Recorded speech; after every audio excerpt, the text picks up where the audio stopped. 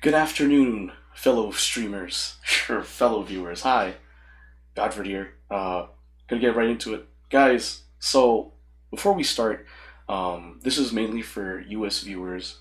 As you've probably seen, this is week two of the Trump administration, and like taking office, and yeah, a lot of bad stuff's happening. So I'm gonna cover that right now. Some of the bad stuff. It's not even all of it. I've been seeing articles of over the crazy stuff the Trump administration has been doing, like pressuring the Federal Aviation Administration's head to leave, and now there is a headless Federal Aviation Administration investigating the crash that happened with the commercial aircraft and the military aircraft. So, which Trump has blamed diversity, equity, and inclusion on, even though the investigation is underway and there's like no conclusions from the investigation team. It's just Trump assuming things. So, anyway, so if you want to fight for your rights or fight against the Trump administration in general, vote. Vote in your local elections, your state elections, and the midterm elections coming up in 2 years, as well as the presidential election in 4 years' time. That is one way you can fight against the Trump administration. The second way to do it is to contact your state senators. So, senators are people that represent your state, and they just go to the government and say, hey, this is what my state wants.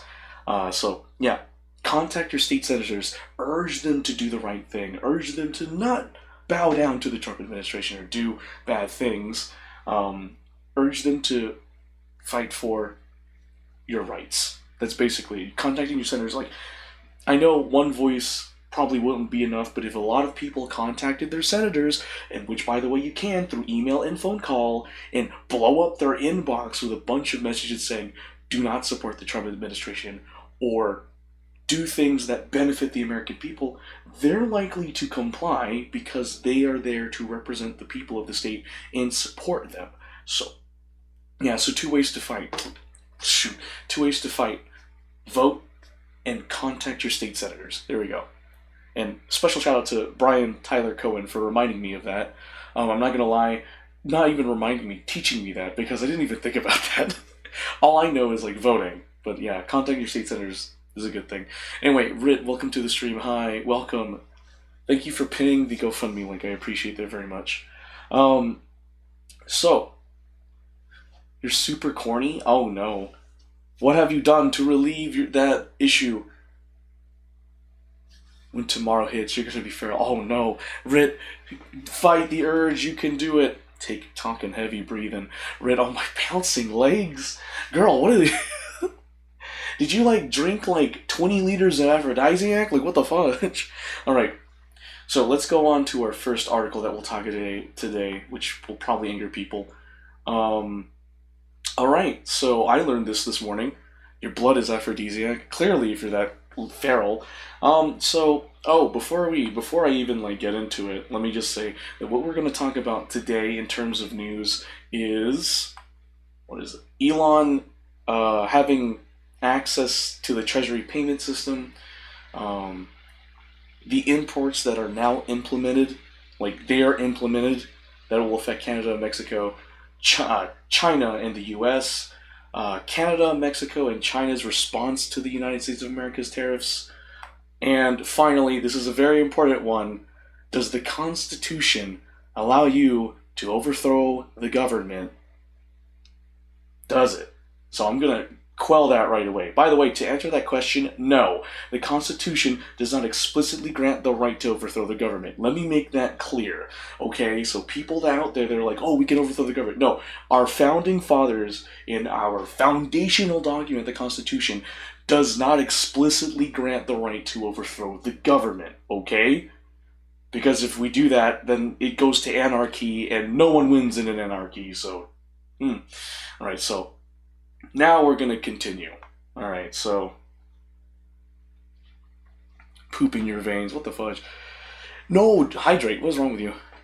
Constitution does. Yes, it does. You don't care square. No, right. Don't do that. Be better than those horrible people. Like, what do I mean by horrible people when I say that? Be better than war-hungry people, I guess. That's not even better either. Just be the better person. That's the best I can say. Anyway, so yeah, so I like how I'm also advertising on the border Mexican Grill and Cantina. All right, so the first article is going to be about Elon basically owning the treasury of the United States of America. According to the New York Times, Elon Musk's team now has access to Treasury's payment system. Treasury Secretary Scott Bessent gave Mr. Musk's representatives at the so-called Department of Government Efficiency a powerful tool to monitor and potentially limit government spending. Treasury Secretary Scott Bessent gave representatives of the so-called Department of Government Efficiency access to the federal payment system late on Friday, according to 5 people familiar with the change, handing Elon Musk and the team he is leading a powerful tool to monitor and potentially limit government spending. The new authority follows a standoff this week with a top Treasury official who had resisted allowing Mr. Musk's lieutenants into the department's payment system, which sends out money on behalf of the entire federal government. The official, a career civil servant named David Lebrick, was put on leave and then suddenly retired on Friday after the dispute, according to people familiar with his exit. The system could give the Trump administration another mechanism to attempt to unilaterally restrict disbursement of money approved for specific purposes by Congress, a push that has faced legal roadblocks. Mr. Musk, who has been given wide latitude by President Trump to find ways to slash government spending, has recently fixated on Treasury's payment processes, criticizing the department in a social media post on Saturday for not rejecting more payments as fraudulent or improper. The Musk allies who had been granted access to the payment system were made Treasury employees, passed government background checks, and obtained the necessary security clearances, according to 2 people familiar with the situation who requested anonymity to discuss internal arrangements. While their access was approved, the Musk representatives have yet to gain operational capabilities, and no government payments have been blocked, the people said, which is a good thing. Mr. Musk's initiative is intended to be part of a broader review of the payment system to allow improper payments to be scrutinized, and is not an effort to arbitrarily block individual payments. The people familiar with the matter said Career Treasury Department attorneys signed off on granting the access they added, and any changes to the system would go through a review process and testing. The Department of Government Efficiency, or DOGE, is not a government department, but a team within the administration. It was put together at Mr. Trump's direction by Mr. Musk to fan out across federal agencies, seeking ways to cut spending, reduce the size of the federal workforce, and bring more efficiency to the bureaucracy. Most of those working on the initiative were recruited by Mr. Musk and his aides. Similar DOGE teams have begun demanding access to data and systems at other federal agencies, but none of those agencies control the flow of money in the way the Treasury Department does. One of the people affiliated with DOGE, who now has access to the payment system, is Tom Cross, the chief executive of a Silicon Valley company, Cloud Software Group, according to one of the people familiar with the situation. Last weekend, Mr. Cross had pushed Mr. Lebrick for entry into the system. Mr. Lebrick refused and then was subsequently put on administrative leave, according to people familiar with the matter. A Treasury Department spokesman, a spokeswoman for DOGE, and the White House did not respond to requests for comment. In a process typically run by civil servants, the Treasury Department carries out payments submitted by agencies across the government, disbursing more than $5 trillion in fiscal year 2023. Access to the system has historically been closely held because it includes sensitive personal information about the millions of Americans who receive Social Security checks, tax refunds, and other payments from the federal government. Former officials said the onus was on individual agencies to ensure their payments are proper, not the relatively small staff at the Treasury Department, which is responsible for making more than 1 billion payments per year. Mr. Lebrick, the career Treasury official who retired on Friday, had resisted requests from members of Mr. Trump's transition team for access to the data last month. After Mr. Trump took office, the White House indicated that he should be removed from the job, and according to a person familiar with the matter, Mr. Bessent suggested putting him on leave. Democrats raised alarm this week that the Trump administration and Mr. Bessent, who was just confirmed by the Senate this week, were compromising the federal government's payments system. To put it bluntly, these payment systems simply cannot fail, and any politically motivated meddling in them risks severe damage to our country and the economy, Senator Ron Wyden of Oregon, the top Democrat on the Senate Finance Committee, wrote in a letter to Mr. Bessent on Friday. I can think of no good reason why political operators who have demonstrated a blatant disregard for the law would need access to these sensitive, mission-critical systems. On Saturday, Mr. Wyden expressed concern that access to the payment system had been granted and pointed out Mr. Musk, a billionaire with a vast portfolio, has potential conflicts of interest. Who would have known? Social Security and Medicare benefits, grants, payments to government contractors, including those that compete directly with Musk-owned companies, all of it, he wrote on social media. During the transition, Mr. Musk vocally opposed Mr. Bissett being picked as Mr. Trump's Treasury Secretary. Mr. Musk, then just an empowered advisor to Mr. Trump, went public with his opinion that he preferred Howard Lutnick, a Wall Street executive, for the role because Mr. Bissett was a business-as-usual choice. Mr. Lutnick became Mr. Trump's choice for Commerce Secretary. What the actual heck am I reading? Like, I'm not even being rhetorical here. What? Bro, what? Why are you just firing people? And just putting in people with political agendas. That's like messed up. And here's a little side note on this post. The Trump administration's first 100 days. How the world is reeling. President Trump's order to halt most foreign aid has intensified humanitarian cries and raised questions about the United States' reliability as a global leader. Musk's Twitter takeover tactics. Federal agencies have offered exits to millions of employees and tested the prowess of engineers. Just like when Elon Musk bought Twitter, the similarities have been uncanny. Prosecutors dismissed. The Justice Department's campaign of retribution against officials who investigated Trump and his supporters accelerated with the firing of more than a dozen federal prosecutors at the U.S. Attorney's Office in Washington, according to a department memo. Consumer Bureau chief fired. Rohit Chopra, the director of the Consumer Financial Protection Bureau, was fired, prematurely ending a 5-year term that was scheduled to run through late 2026. He was known for his aggressive enforcement and expansion of consumer protection laws. Halt on climate spending. Trump's order that all federal climate spending be paused is paralyzing federal agencies, causing confusion in states and cities, delaying construction projects, and forcing some companies to furlough workers. That's messed up. That's wrong. And that's just first 100 days. Bro, it's not even... It's the first 14 days of the administration's point of office. Like... Alright. So, basically, I read this entire article. What does that mean? Well, to me, after just looking at it, it basically means, guess what? Elon Musk and the Trump administration have access to your personal data. And they could limit the aid that they can give to people. They could limit, like, the amount of money given to the American people. That's what I understood from that. They have taken over the Treasury, and they now have access to your personal data, and they can control the amount of money that leaves the Treasury. So that means they could either give us the money we need, or they can just not give us any money at all. That's what I'm understanding from this, and I hate that. I think that is appalling, and it is wrong. To treat a nation like this is horrible. Like, this shouldn't even be a thing. Like, they're doing illegal things here. You can already tell it's fishy, because for some reason, like, federal officials, federal civil servants, some of which don't have any political agendas, are being fired. And it's like a blank fire. Like, there's no cause. And if there are, I haven't seen any. And usually you kind of just put in, like, a notice or nothing, but no, it's just, you're fired. It's like, what is wrong with you? Like how they fired the head of the Federal Aviation Administration. And now they don't have a leader to help delegate tasks. And now leaderless Federal Aviation Administration is investigating the crash that happened earlier this week with a commercial airliner and a military aircraft. And it's like, and again, Trump blamed that on diversity, equity, and inclusion. As an aerospace engineer, that is dumb.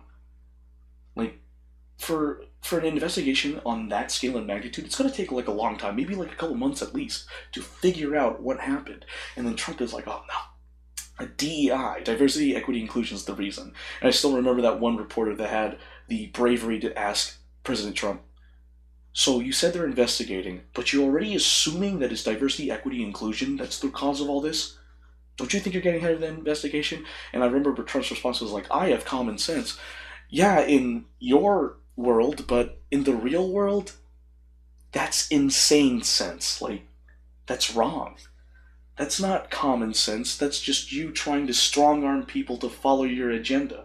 I need to remind people that this man... Hold on, I need to look something up. Trump is an old man. I just want to point that out there. Trump is 78 years old, turning 79 this year. He is an old man. By the time he leaves the mortal plane, we, the American consumers like me, that's 27, are still going to have to live through the damage that he has caused to the nation. And it's, mind you, this is an old man, and there's only one of them, and there's millions of Americans here. It's one man can screw it up for everyone else. Man, it just makes me upset that this is where it is right now. Let me see. Just let me pause and read chat. You might need to hydrate. Yeah, you need to hydrate. Please take care of yourself, Rit. Because I'm hydrating too. Gotta take care of myself, So, yeah, okay, so. No, you are courageous. No, yeah, body over mind. That means you need to hydrate. Okay. Moving on to the next one. This is the announcement that the tariffs are live. So a 25% tariff on Canada, 25% tax on Mexico, and a 10% tax on China. Those are now live, according to the White House, which is whitehouse.gov if you can see it, which you can't. Okay, cool. This is the White House, so they're saying it. Fact sheet: President Donald J. Trump imposes tariffs on imports from Canada, Mexico, and China February 1st, 2025. Addressing an emergency situation. The extraordinary threat posed by illegal aliens and drugs, including deadly fentanyl, constitutes a national emergency under the International Emergency Economic Powers Act, IEEPA. Oh, excuse me. Oh, that Sam's Club 3-meat pizza hit the spot. Oh. Yeah, you can make it if you hydrate, right? Until the crisis is alleviated, President Donald J. Trump is implementing a 25% additional tariff on imports from Canada and Mexico and a 10% additional tariff on imports from China. Energy resources from Canada will have a lower 10% tariff. Excuse me. President Trump is taking bold action to hold Mexico, Canada, and China accountable to their promises of halting illegal immigration and stopping poisonous fentanyl and other drugs from flowing into our country. You'd think that's a good thing. The orders make clear that the flow of contraband drugs like fentanyl to the United States through illicit distribution networks has created a national emergency, including a public health crisis. Chinese officials have failed to take the actions necessary to stem the flow of precursor chemicals to known criminal cartels and shut down money laundering by transnational criminal organizations. In addition, the Mexican drug trafficking organizations have an intolerable alliance with the government of Mexico.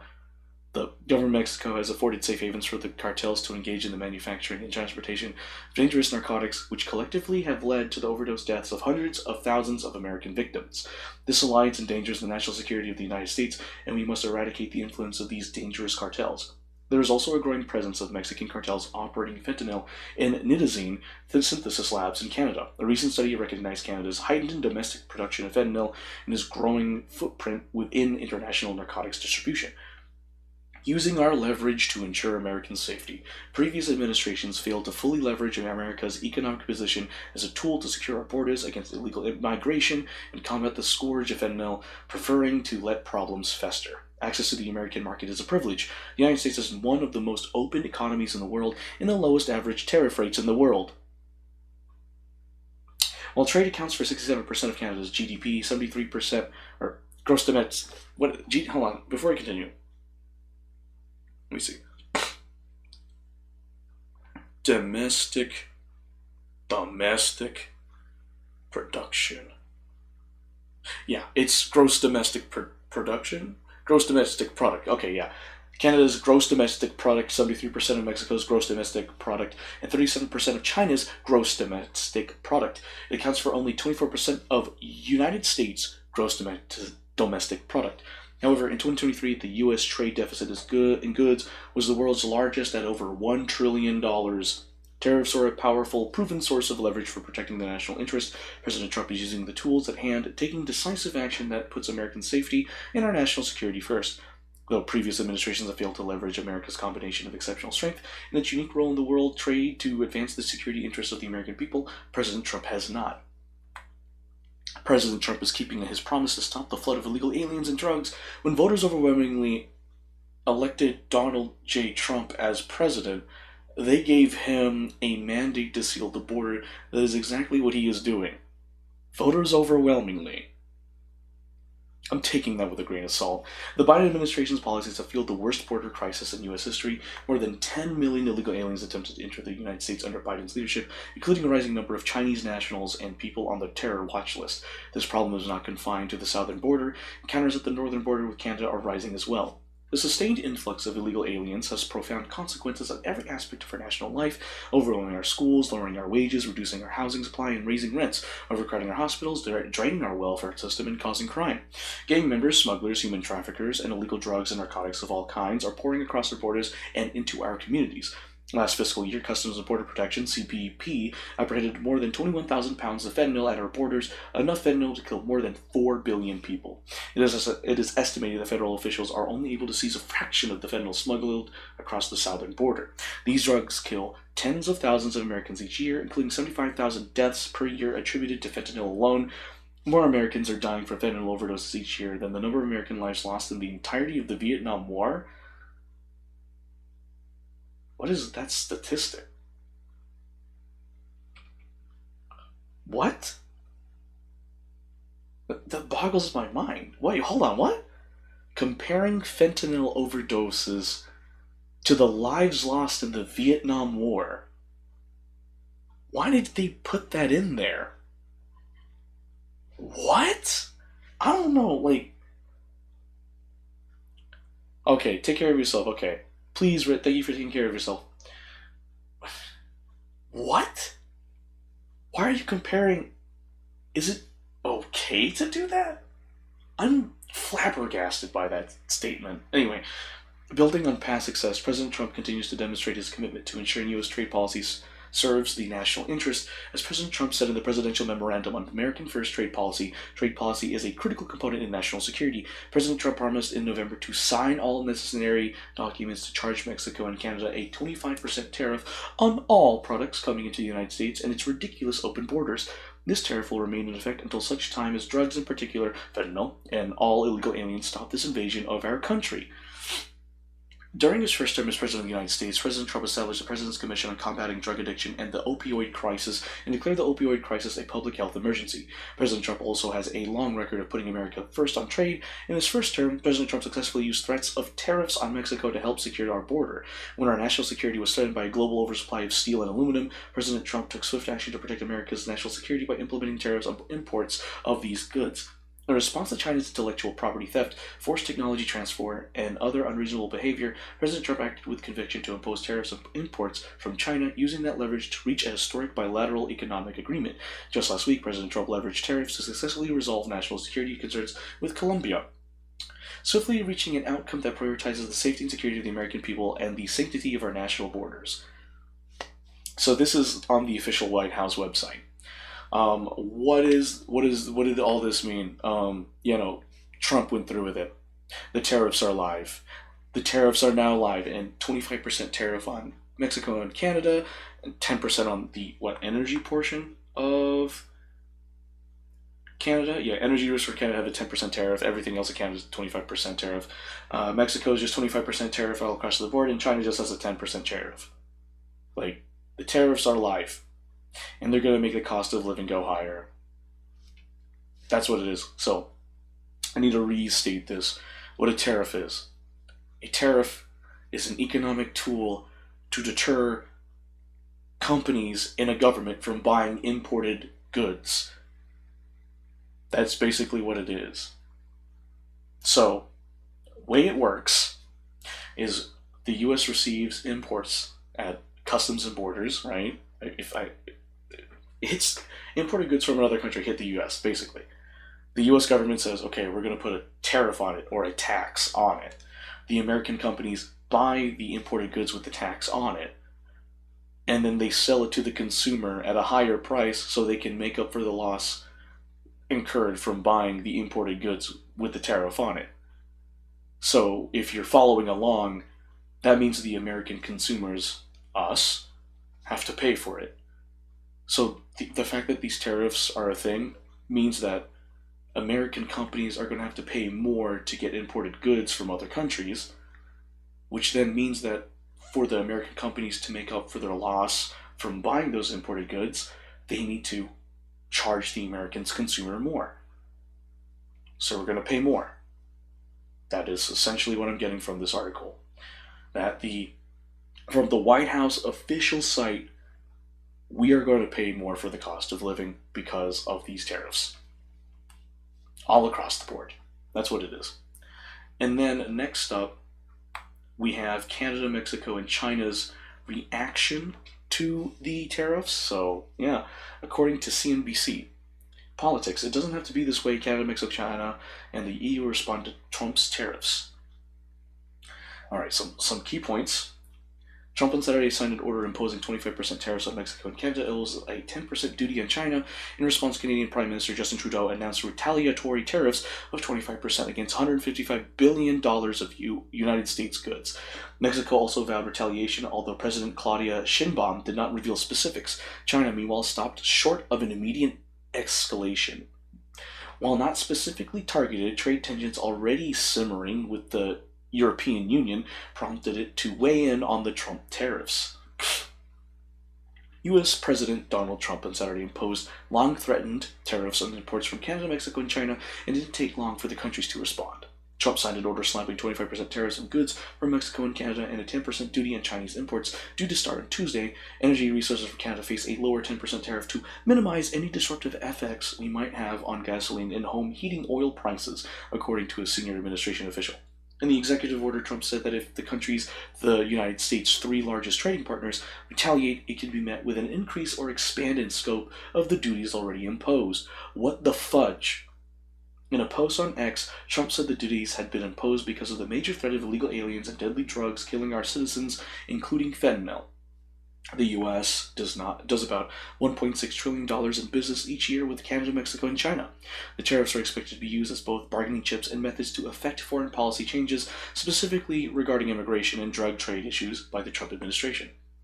Reaction from one of the three countries was swift and decisive, while the others appeared to take more of a wait-and-see approach to Trump's tariffs. The European Union is also watching how the newly imposed tariffs will play out after Trump recently took aim at the European Union for what he claims as an unequal trade relationship. Here is a look at their responses. Why is Trump hurting our relationship with our allies? Canada. Canadian Prime Minister Justin Trudeau slapped retaliatory tariffs of 25% against $155 billion of United States goods soon after the Trump tariffs were announced. He said duties on $30 billion worth of United States goods will be imposed on Tuesday, with tariffs on a further $125 billion worth of products are due to be introduced in 21 days to allow Canadian companies and supply chains to seek to find alternatives. Like the American tariffs, our response will also be far-reaching and include everyday items such as American beer, wine, and bourbon, fruits and fruit juices, including orange juice, along with vegetables, perfume, clothing, and shoes. Trudeau said in a press conference on Saturday evening, it'll include major consumer products like household appliances, furniture, and sports equipment, and materials like lumber and plastics, along with much, much more.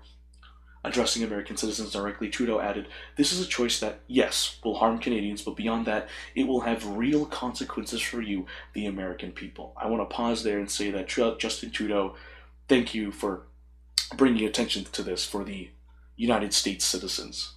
I actually respect you for doing that and pointing out that it's not only bad for Canadians, it's bad for the Americans in the U.S. Retaliatory tariffs are expected to further exacerbate price hikes in both the United States and elsewhere. The price of everything from cars and electronics to toys and food is expected to be impacted. Trudeau added that it doesn't have to be this way. Yes, we've had our differences in the past, but we've always found a way to get past them. As I've said before, if President Trump wants to usher in a new golden age for the United States, the better path is to partner with Canada, not to punish us, he said. Meanwhile, Ontario said it will pull all American alcohol products from its government-run liquor shelves beginning Tuesday in response to the tariffs. Outlets of the Liquor Control Board of Ontario will also take U.S. products out of its catalog so other retailers can't order or restock those items, according to a Sunday statement by Premier Doug Ford. It's causing issues already. Mexico. Mexico also vowed retaliation following the news, although did not reveal specifics. President Claudia Sheinbaum slammed Trump's tariffs and said she had instructed the Secretary of the Economy to implement the Plan B we have been working on, which includes tariff and non-tariff measures in defense of Mexico's interests. In a long post on X, the president added, "We categorically reject the White House's slander of the government of Mexico, alleging alliances with criminal organizations as well as any intention to interfere in our territory." Rightfully so. the fudge? Like, Trump is just saying stuff as if, like, he knows everything when he doesn't. Mexico does not want confrontation. We start from the collaboration between neighboring countries, he said in the post translated by NBC. Mexico not only does not want fentanyl to reach the United States, it does not want it to reach anywhere. We must work together in a comprehensive manner, but always under the principles of shared responsibility, mutual trust, collaboration, above all, respect for sovereignty, which is non-negotiable. True that. Coordination, yes. Subordination, no, she added. Power to you, President of Mexico, for stating that. Respect you for that, because what the U.S. president is doing is appalling. China said it would file a lawsuit with the World Trade Organization in response to the duties and take necessary countermeasures. Yes, yeah. The United States unilateral tariff hike seriously violates WTO rules, World Trade Organization rules, does nothing to resolve its own issues, and disrupts normal economic and trade cooperation between China and the United States, the Chinese Ministry of Commerce said in a statement Sunday, according to an NBC translation. In response to this wrongful action, China will file a lawsuit with the World Trade Organization and take necessary countermeasures to firmly safeguard its rights and interests. China has complained to the World Trade Organization over tariffs before, notably regarding the European Union's tariffs on Chinese electronic vehicles last year. Which, I'm going to make sure that's what EV means.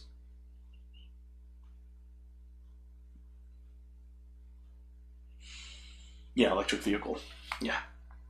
The fact that China stopped short of immediate escalation has raised hopes that there could be some room to avoid an all-out trade war between the two countries. The lower 10% tariffs imposed on Chinese-made goods may also be a relief given repeated threats made by Trump on the campaign trail to impose duties of 60% or more on imports from the country. In its statement, China pushed back on Trump's comments about fentanyl, describing it as a domestic issue. China urges the United States to take an objective and rational approach to its domestic issues, including fentanyl, rather than resorting to tariff threats against other countries, it said. Yeah, I agree. Synthetic opioid fentanyl is an addictive drug that causes many thousands of overdose deaths each year in the United States. The chemicals needed to make the drug are mostly produced in China and Mexico. Washington and Beijing had previously agreed to cooperate on the issue. The fact that they agreed to cooperate on the issue, I feel like you should, it's a global problem. Let's get this straight. This is a global problem. And I don't think this is the right way to approach it. Right now, I guess I need to look up more on it, but it's just it's a domestic issue. I agree. It's a domestic issue and a global issue. How is tariffs going to solve the problem? You just make it more expensive so people can't buy things, so they'll have to resort to other things. So, the European Union said Sunday that it regrets the United States' decision to impose tariffs on Canada, Mexico, and China. It would respond firmly if Trump imposed tariffs on the European Union, according to a European Commission spokesperson. Trump has made no secret of his opinion that the United States and the European Union have what he has claimed is an unequal trade relationship. Baloney, loaded baloney. And I don't know much about it, but it just sounds like a load of baloney. From the standpoint of America, the European Union treats us very, very unfairly, very badly, Trump said in a virtual address to the World Economic Forum in Davos, Switzerland this month. The European Union is not currently aware of any additional tariffs being placed on its products, the spokesperson said. Our trade and investment relationship with the United States is the biggest in the world. There is a lot at stake, the spokesperson said. Across the board, tariff measures raise business costs, harm workers and consumers. Tariffs create unnecessary economic disruption and drive inflation. They are hurtful to all sides. Hence Brian Tyler Cohen's statement, if countries go into a trade war, no one wins. Trump has previously vowed to place tariffs on the European Union, with his latest statement on Friday adding that he would absolutely do so. Tensions between Trump and the European Union were already high after the president made a proposal to buy Greenland, which is so stupid. Why would you try to buy another country's sovereignty? We should be respecting it and focusing on our internal issues. I don't know why Trump decided to create a global problem and dragging American citizens into it. What is wrong with you? Global trade war. In a note on Sunday, Paul Ashworth, Capital Economics chief North America economist, said Trump's tariffs on Canada, Mexico, and China were just the first strike in what could become a very destructive global trade war. He said he expects European Union imports to be targeted in the next couple of months with universal tariffs, much heralded by Trump on the campaign trail expected in April. The economic impact will be significant for all countries involved, according to Ashworth, since exports to the United States account for around 20% of their gross domestic product. Today's tariffs could plunge both the Canadian and Mexican economies into recession later this year, he wrote. The resulting surge in United States inflation from these tariffs and other future measures is going to come even faster and be larger than we initially expected. Yeah. So that's the article. So what did I just read? Okay, so I read an article about Canada, Mexico, and China, and the European Union's response to Trump's tariffs. And because Trump put tariffs, the entire world is suffering. I wouldn't say let me rephrase that. Like, everyone's suffering because of Trump's because of Trump's tariffs. Everyone is suffering. That's what it is. Like, even Canada and Mexico have admitted it, and they're suffering. Again, tariffs are a tool to deter companies and a government to buy imported goods. That's what tariffs are. It's a tax. Now, the way they work is when an imported good hits the U.S., the U.S. government looks at the good and they put a tariff on it or a tax on it. Then the American companies buy the imported goods with the tax slapped on, and then they have to sell it to the consumers at a higher price than what the companies bought it to make up for the loss occurred from buying the product with the tariff. So, if you guys don't understand it, the American people, consumers, are the ones footing the bill for the tariff. Meaning that with a higher tariff means we pay more for everyday necessities. That's bad. I don't even know why we got into a trade war at all. It doesn't make sense to do this. It's nonsensical, really. It's going to cause issues for the Americans, Canadians, Mexicans, and the Chinese too. Like, no one is winning.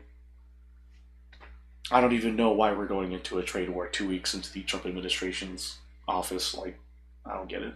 All right, so the next one that I wanted to talk about is this one.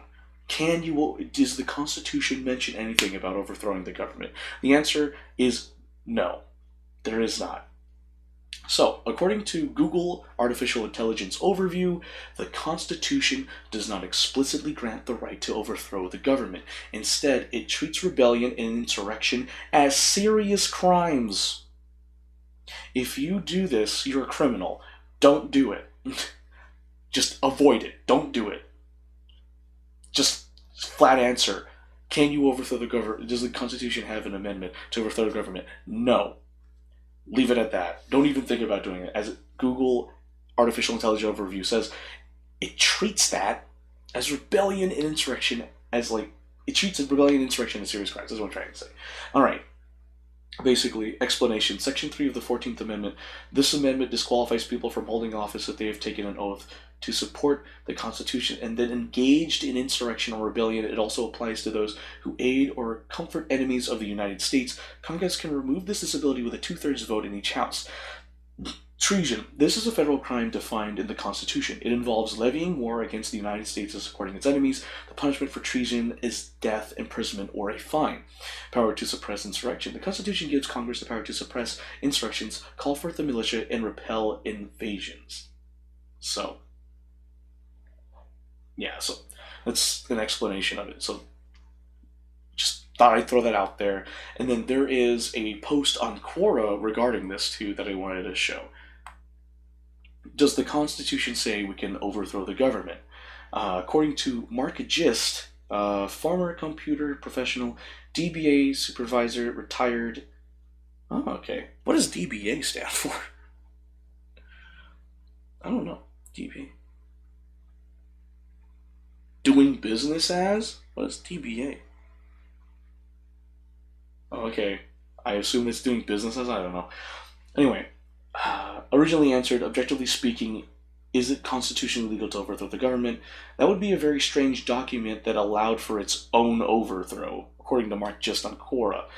That is not the end of it, though. The Continental Congress of 1776 declared that if a government becomes abusive, then it loses its validity and should be overthrown. The people who drafted the Constitution were very aware of that danger. You can see that in the first two articles in the Bill of Rights. The First Amendment guarantees freedom of speech, religion, and the press. Ah, I will. I will change. Huh? What are you taping or something?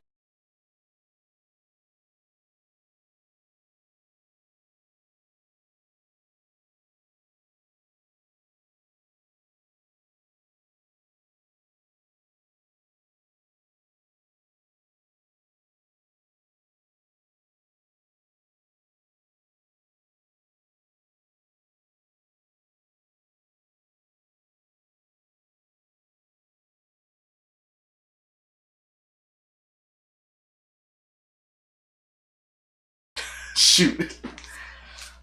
Sorry about that. My mom just came in and gave me some Yakult, so thanks, Mom. Um, yeah, it was just because I'm going to be teaching, helping Zap prepare for an exam coming up next week. So, yeah, Yakult. Yeah, no. So if you heard that, that was my mom. She just came in. She was just like, "Huh? What are you doing?" I was like, "I'm streaming. Oh shoot!"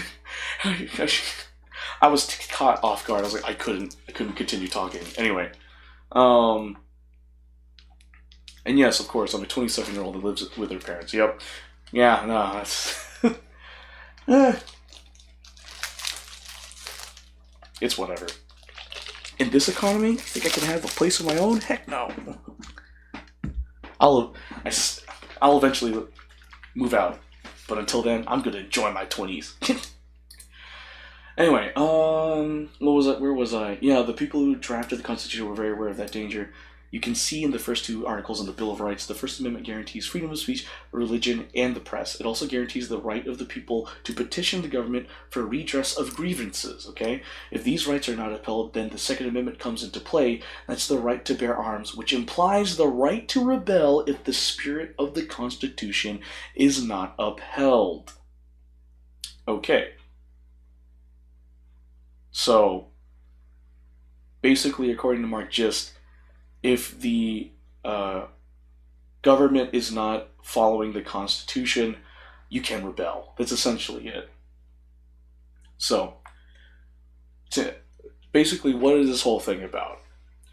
Like, what did I just read? I read two things. What does that mean? Oh, well, first off, the Constitution does not explicitly grant the right to overthrow the government. That's one.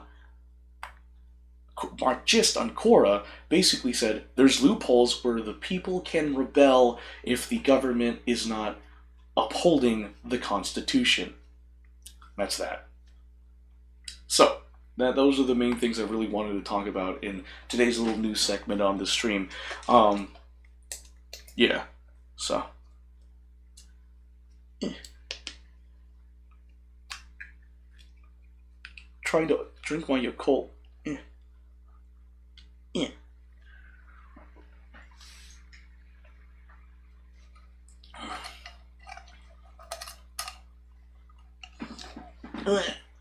Anyway, so what did I talk about in this news segment?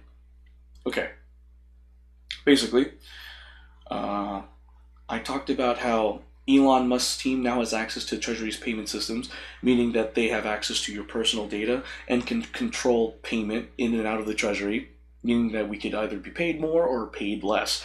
And then the U.S. president has started the tariffs, meaning that imported goods will be higher now, like the cost of imported goods will be higher, which then American companies have to buy it at a higher price, which means that they'll have to charge American consumers higher prices, meaning that we foot the bill. And again, a tariff, how it works is good from other country hit our country. US government places tax on imported good called tariff. American company buy imported good with tariff on top. To make up for the loss of money for buying imported good with tariff, they charge American consumers more money, meaning that our cost of living is gonna go up, which is bad. And then we talked about Canada, Mexico, China, and the European Union's response to the Trump's tariffs. Canada already doing retaliatory tariffs. Mexico implementing their Plan B, which includes tariff and non-tariff measures. China just planning to file a lawsuit to the World Trade Organization over the United States tariffs. And the European Union is preparing for the Trump's tariffs if the European Union is targeted by Trump's tariffs. So there's that. And then finally, we did talk about the Constitution and whether or not it has a amendment in there that lets you overthrow a corrupt government. It does not. And however, according to Mark Gist, apparently there's some sort of loophole that if they do not uphold the Constitution, then the people have the right to rebel, but that is according to Mark Gist. So I just want to say that analysis is according to Mark Gist on Quora regarding does the Constitution say we can overthrow the government. So the answer to your question, no. They don't have that, so don't do that. Again, the Constitution treats rebellion and insurrection as serious crimes. So again, don't do that. So there is that. So yeah, and that's pretty much what we talked about. So again, it's important that we Americans, we citizens of the United States of America, be aware of what's going on, understand what's going on, and let people know. Spread the news so that way people can know and make appropriate actions to fight against stuff like this. Again, I said earlier in the stream how to fight for your rights, fight against the Trump administration. It is voting. So vote in your local elections, your state elections, in the midterm elections 2 years from now, or the presidential election 4 years from now. And then the other way to fight is to contact your state senators, because the state senators represent your state, and they go to the government and say, hey, this is what we want, government. So call or email your state senators, let them know what's going on, urge them to do the right thing, urge them to not support the administration or bow down to the administration or support them or what have you. But those are the two ways to fight for your rights: voting and contacting your senators. So please do that. And again, just a shout out to the Brian Tyler Cohen Show, Midas Touch, Rebel HQ, for reporting all this stuff. I would not have known if I had not watched their YouTube channels. And this is a serious thing, guys. This is going to affect everything we do. I know there are part of people out there that don't want to delve into politics. Like I only dabbled in politics until the Trump administration started taking office, and then it was just horrible stuff. Like literally, my friend literally told me, hey, egg prices are rising and all that stuff, and it's not good. And like people are offended when Trump were like, yeah, the reason for the crash is diversity, equity, and inclusion. What the fudge is wrong with you? That's not a good reason. As an aerospace engineer, the reason why they crashed has to be more than just a political thing. Like, that's horrible.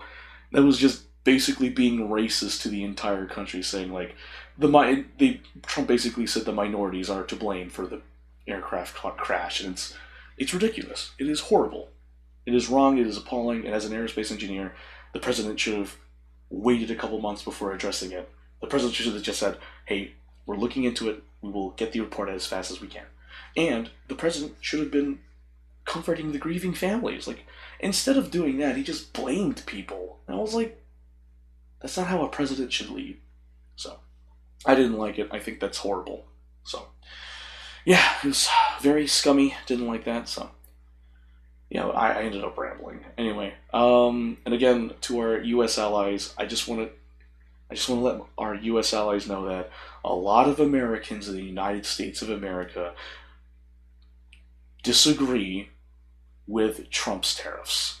I paused because I didn't want to say disagree. I was thinking of a worse word than that. But yeah, a lot of Americans in the United States of America appall and abhor Donald J. Trump's actions as president. Myself included. As you can tell, I've started being upset with the Trump administration, how they're handling the country right now. Like, freezing federal aid to people that need it in the country. Like, I think that's pretty messed up. So, again, to our U.S. allies, sorry that our president is being dumb and not only hurting you guys, but hurting us, the American people, as well, that the president should be protecting. So just know that there are a lot of Americans here in the United States of America that stand with you, Canada and Mexico, and other U.S. allies. Just want to throw that out there. And then, personal message to the American people. Remember, guys, we need to stay united because through unity we prosper and we innovate and we create a place that is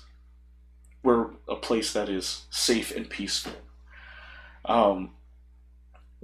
Last time I checked what our nation's name was, it wasn't the divided states of America, like what's going on now with the Trump administration.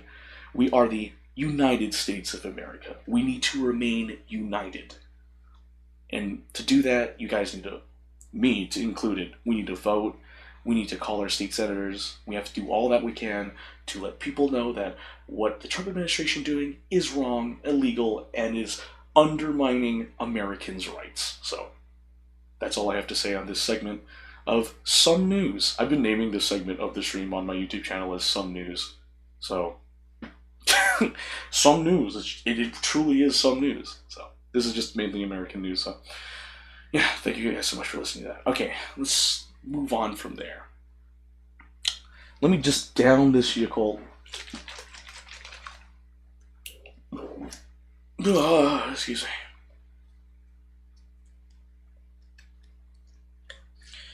Maybe I should have downed this when I turned on some music.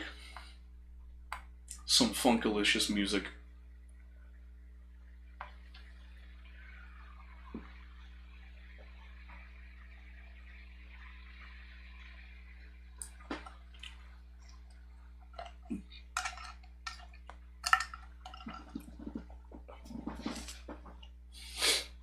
Okay, let me turn on some music. Oh shoot! Kobo is playing Poppy Playtime, like Chapter 4? That's crazy. Okay. Naruso Raven. I need to watch more VTubers because I've been surrounded by such negative stuff recently. Oh my gosh! Naruso's gonna play Poppy's Playtime 4. Oh, that's so cool. Okay. Wait, hold on. That's right. Live. Oh yeah, Going for a Swim. What are they playing? What's the game? Murky Divers. That's a new game. I haven't heard of that. Oh, I haven't been keeping up with Markiplier either. I should be keeping up with him. Been getting too deep into the political sphere. Anyway, there we go. Well, guys, before we go into the language learning portion of the stream, please consider donating to my friend Taylor's GoFundMe, where she's trying to protect her daughter from her abusive ex-husband because the ex-husband has harmed the daughter. So, if you want to learn more, support my friend Taylor, type this URL into your web browser, or you can go to my Twitch channel, twitch.tv/GeForceFilipino.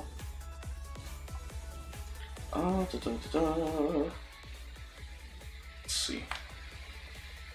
When you go to my Twitch channel, you can go to my About section and scroll through my panels until you find the one titled Taylor's GoFundMe. Clicking on the image of the panel will redirect you to her GoFundMe titled Help Keep Her Safe, Support Legal Fees. Yeah, so my friend Taylor's currently in custody battle with a man who's abusive and who was absent from her life for over 2 years.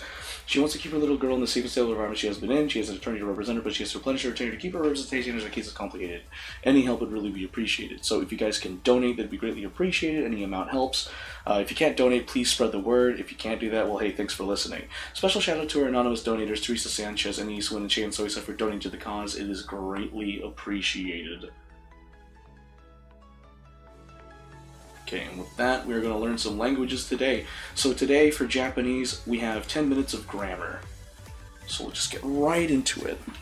I need water.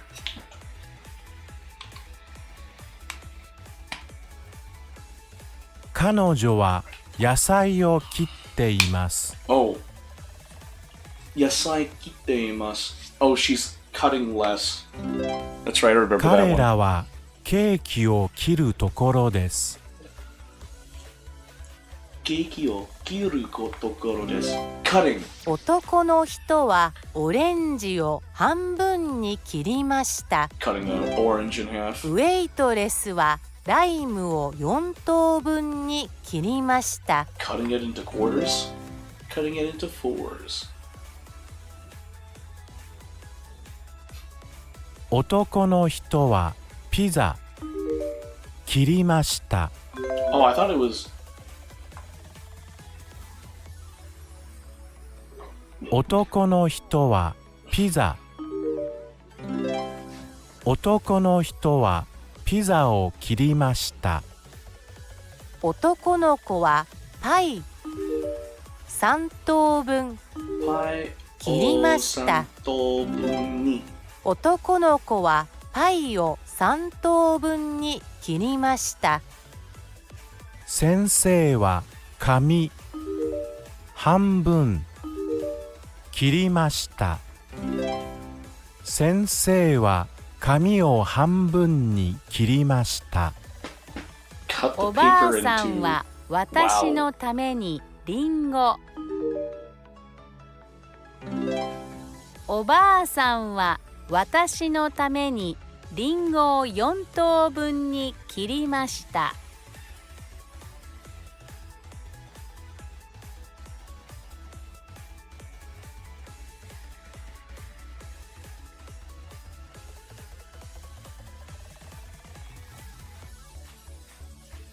Let's see. チーズはパイはチーズよりも軽いです。Heavier? Yeah. The cheese is heavier. パイはチーズよりも軽いです。人参は豆よりも重いです Yeah, the carrot's heavier than the... 人参は豆よりも Oh, 重い edamame. です。It's heavier than edamame. このケーキともう一つのケーキは同じ値段です。They have the same こ price. の The ケ cake ー and キ pie have と the same もう price. 一 That's what it's つ saying. のケーキは同じ値段です。同じ値段です。パイはチーズ軽い。よりもパイはチーズよりも軽いです。左のレモンは右のレモンとくらいの重さで、They're the same 左のレモン weight. は右のレモンと同じくらいの重さです。鶏肉はピザ高いです。よりも鶏肉はピザよりも The chicken is more 高いです。 expensive than the pizza. サラダは Makes sense, I guess. サンドイッチ Are 安 they, いです。 are they the same price? Hold on, let me see. Oh no, よりも Yeah, sandwich サ and the ラダ salad are は not the same サ price. ンドイッチよりも安いです。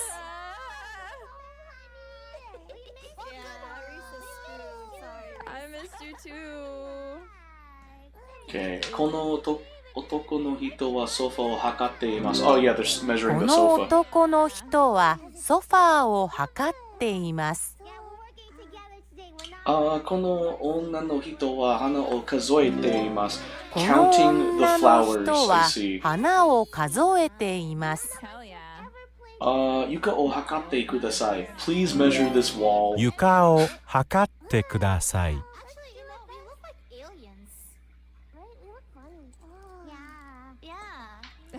壁 Yeah. Oh, 壁を測ってください。壁を測ってくこだのさい。女の人カウンターを測っていこのます。女の人はカウンターを測っています。羊 I want to say 羊を Yeah, 数えています。羊を Counting the sheep. 数えています。 Counting the sheep. この That's what you do when you fall 女の asleep too, 子 right? リンゴはリンゴを数えています。この女の子はリンゴを数 She え has て the い apples ま lined す up in a row too. What a astute child to do that. Let's see.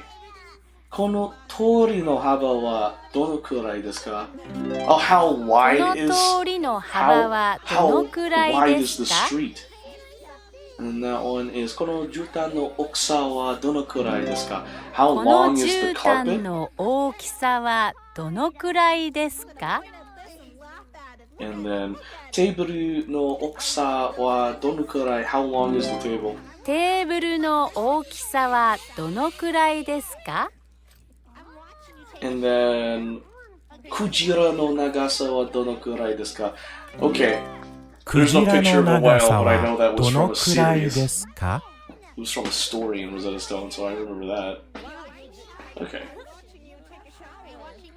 この木 Oh, it's not wa? Konoki I'm running. I'm running. takasa. They can't hear me. No? Oh. Wa? Oh. この木の高さはどの Konoki く no らいです takasa wa か？ donokurai desu ka? じゃがいも、 Where am I going? 重さ、 Oh, shoot, it's wa, not oh. Man, I messed it じ up. ゃがいもの重さはどのくらいですか？この建物高さどのくらいですか？この建物の高さはどのくらいですか？ Hmm. 私 No. 身長 Wa. How high 私 are の you? 身長はどのくらいですか？ How high are you? この壁、 Uh, no, it's no, and then wa. My bad. I こ switched の it to 壁の wa. 幅は No. どのくらいですか？ How long is the wall? Nah, clearly I need to get some rest. 28 out of 31. We're doing really good in learning languages, guys. Before we continue on, again, I'd like to point your attention to this GoFundMe link. Please consider supporting my friend Taylor in her fight against her ex-husband to protect her daughter. Her daughter has been harmed by the ex-husband, so Taylor is still using the GoFundMe to raise funds to protect her daughter. So if you want to learn more or support, type this GoFundMe link into your URL and hit enter. Or you go to my Twitch channel, twitch.tv/GeForceFilipino. Gosh darn it, you're not supposed to see that. Fudge, whatever. If you go to my channel, go to my About section, and scroll through my panels until you find the one titled Taylor's GoFundMe. Click on the image in the panel, and it'll redirect you to it, titled Help Keep Her Safe, Support Legal Fees. My friend Taylor is currently in a custody battle with a man who's abusive and who was absent from her life for over 2 years. She wants to keep her little girl in the safest stable environment she has been in. She has an attorney to represent her, but she has to replenish her retainer to keep her representation as her case is complicated. Any help would really be appreciated. So, if you can donate, please do. If not, please spread the word. If you can't spread the word, well, hey, thanks for listening at the very least. Special thanks to our anonymous donators, Teresa Sanchez, Annie Wynn, and Shane Soisa for donating to the cause. Your contribution is greatly appreciated. Oh my god, it's so cool. Alright, so now we're going to move on to Tagalog. I'm shy. I'm shy. I'm doing my best. Is this better? Alright, so we're going to be learning Tagalog today. We have a review for 5 minutes. Oh my gosh, please and thank you. Hear yourselves now, can't you? 1, 2, 3, 4, 5. Yeah. Yeah. Bumili ang babae ng libro. How do I? Alright, so she had bought the book. Gotcha. Bumibili ang babae ng libro. She's buying the book. Naglalaro ang lalaki ng soccer. Guy's playing soccer. Naglaro ang lalaki ng soccer. Man's playing soccer. Or man has finished playing soccer. Man has played soccer. Okay. I just need to make Sobre. sure they don't hear you double. Sobre. Okay, that's Desk. envelope. I wonder what that is. I think it's good. Diksyonaryo, I wonder what that could be. kwaderno, I wonder what that could be. email, I wonder what that could be. mga selyo, I wonder what that could be. I wonder what desk and email is. Couldn't be me. Bibili siya ng damit. I ate that. Bumibili siya. Oh, she's buying? What did she say? Bibili siya ng damit. Oh, she's about to buy clothing. I thought she said Bumibili siya ng bumibili. damit. Bumibili? Bumibili siya, She's buying. bumili siya ng damit. Okay, she had bought. They're just. You Naglaro siya ng tennis. Kahapon. they're downstairs. That was yesterday. Naglaro siya ng tennis kahapon. Nasa dalampasigan kami. Ngayon. Right now. Nasa dalampasigan kami ngayon. Bibisitahin nila ang kanilang lolo.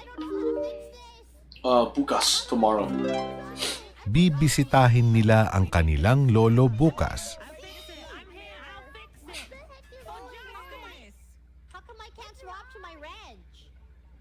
Kakain ako ng tsokolate. Kakain.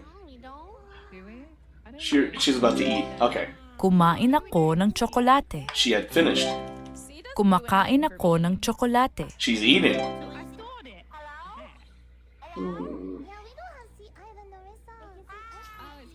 Nagbabasa ako ng libro. Nagbabasa, reading a book. Nagbenta ako ng dyaryo. Sold the newspaper. Nagbebenta ako ng dyaryo. Selling the newspaper. Nagbasa ako ng 4 na libro. Finished reading 4 books, and she looked so smug about it, which I guess you should be if you read 4 books. Ibinibigay ko ang bola sa kapatid kong lalaki. Kapatid, yeah. Ibinigay ko ang ballpen sa kapatid kong lalaki. The kid? We're going max speed ahead. Okay. Ibinibigay ko ang bola sa kapatid kong babae. Giving it to the female. Ibinigay ko ang ballpen sa kapatid kong babae. Giving it to the female? Okay, that's a weird stock photo to get that in, but okay. Nagsusulat siya ng liham sa kanyang lolo. Nagsulat siya ng liham sa kanyang lolo. Nagsusulat ako ng email sa nanay ko. Nagsulat ako ng email sa nanay ko. I had sent the email Nagsulat to ako my ng mother. email sa nanay ko. Oof. Tumatakbo ang babae. Tumakbo ang lalaki. Kumakain ang babae. Kumain ang lalaki. Oh, kumain ang batang lalaki. Kumain ang batang lalaki. That's what I said. Kumain ang batang lalaki. What the fudge? Third time's the Kumain charm, I ang guess. batang lalaki. Wait, did I say it wrong the first time? Because if I did, I'll backpedal hard. Alright, 27 out of 29. That is amazing stuff. We have done it. We have finished the language learning portion of the stream. Hooray!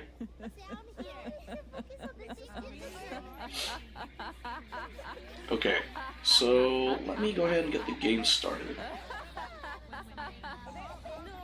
Backrooms escape together. That is a thing. I'm gonna open this in a hot minute.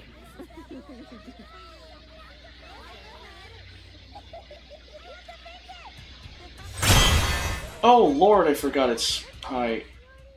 Let's put that there.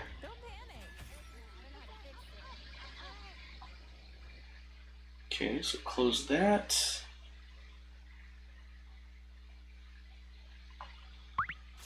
Gotta update action Taimanin on PC. Whew. 闇の存在 Oh, 地 you're に so 毛量が loud. 跋扈する近未来 Cool. You're so loud. Oh. Link. Eh.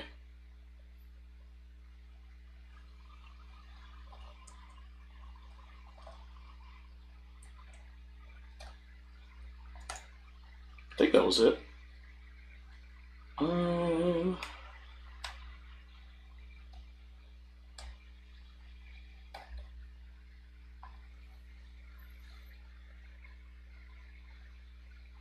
Oh my gosh, is it really the wrong password? What did I do?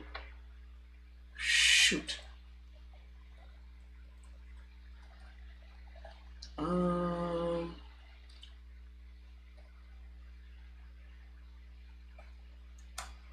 Is this it?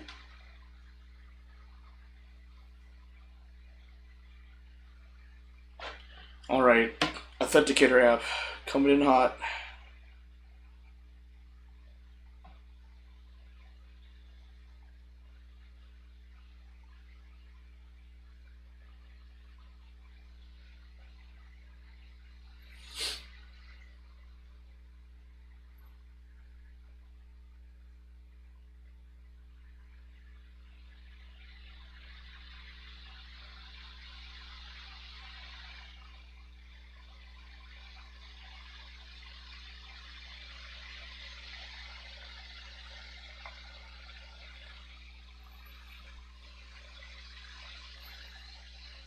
Huh? Bro, I'm trying to link my account. Why did you do what? Yes, continue. What the heck?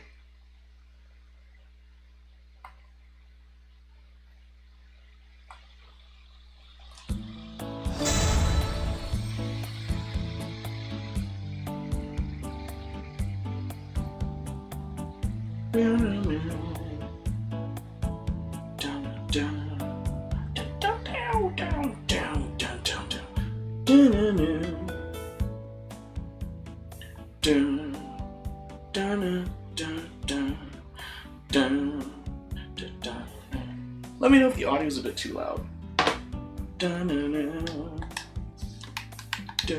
Oh. Oh.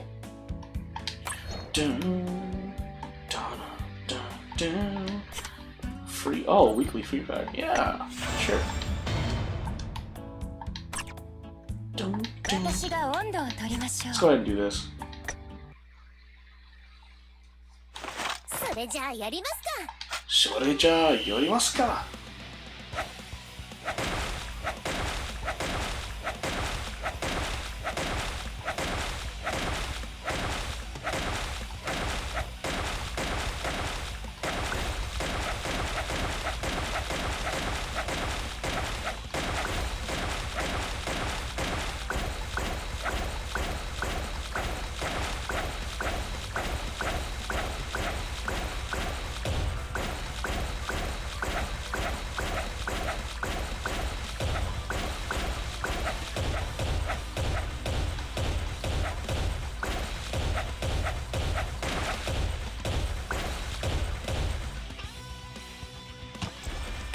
How'd I whiff?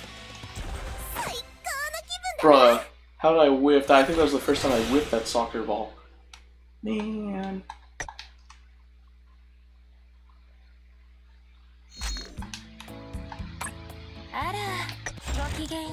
Gokigenyo.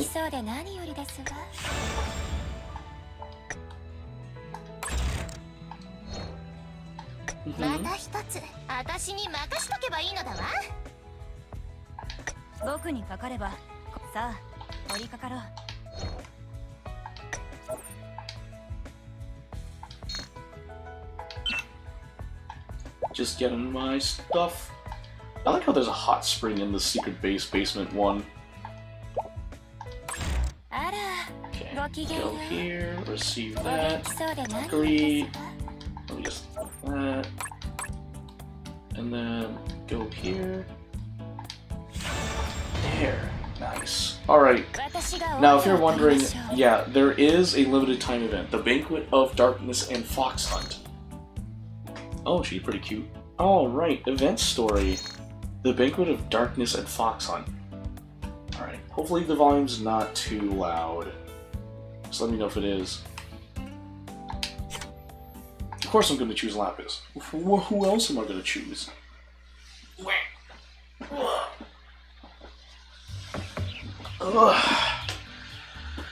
Time for some quality gaming. Excuse me, Mr. Fuma, are you home? Yes, I am. Tokiko went to the grocery store and Sue is also not here. Would you sign here, please?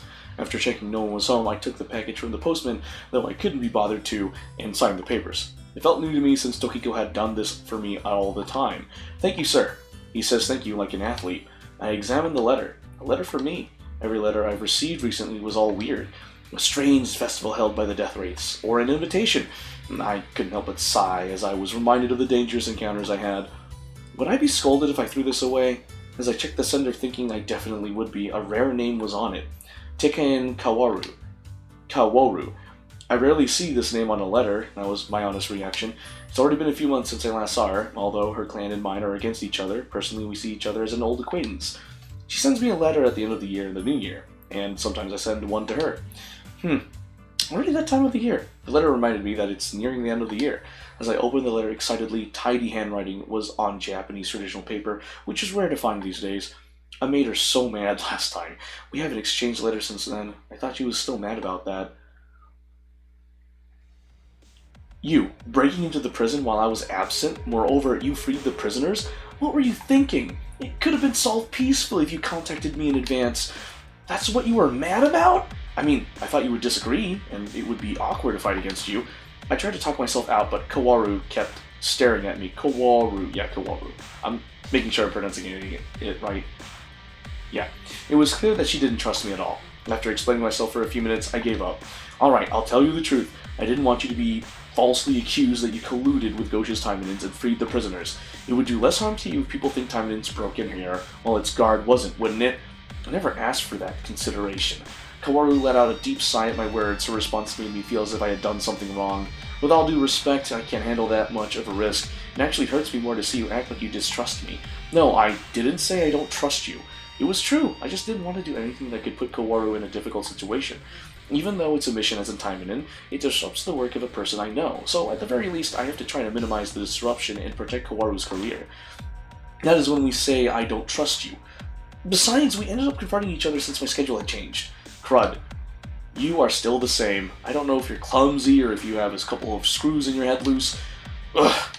Anyway, from now on, talk to me first when something happens. You put people in trouble when you act on your own. Ugh. Master, your biggest problem is that you don't trust the people around you. Give it some serious thought. Now was the time I snuck into the prison of Amidahara to rescue Shinatsuke, who fell into a trap during a mission, as well as to save Yuffie and Sophie. Even if it was a trap, once you're in, you're a prisoner. Freeing him wasn't easy, even for Kaworu, who is the warden of the prison. So I came up with a plan to free them while she wasn't there so that I wouldn't put her in trouble. Turns out it actually made Kaworu rather angry because she felt as if I didn't trust her. I got a little hyped up reading the letter as I walked back to the living room. The letter which was sent first time in a while made me happy. However, the happiness soon became sadness. The letter read that Kaworu couldn't come to the year-end party this year. It's been a few months since then, and she said she's busy at the end of the year.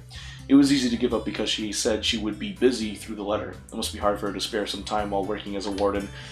A party held by Kaworu. I want to go there. However, in the letter, she not only said she couldn't come to the year-end party, but she would hold a party of her own. That diligent, rigid Kaworu I know holds a party. It may not be fancy, but it's going to be very quiet.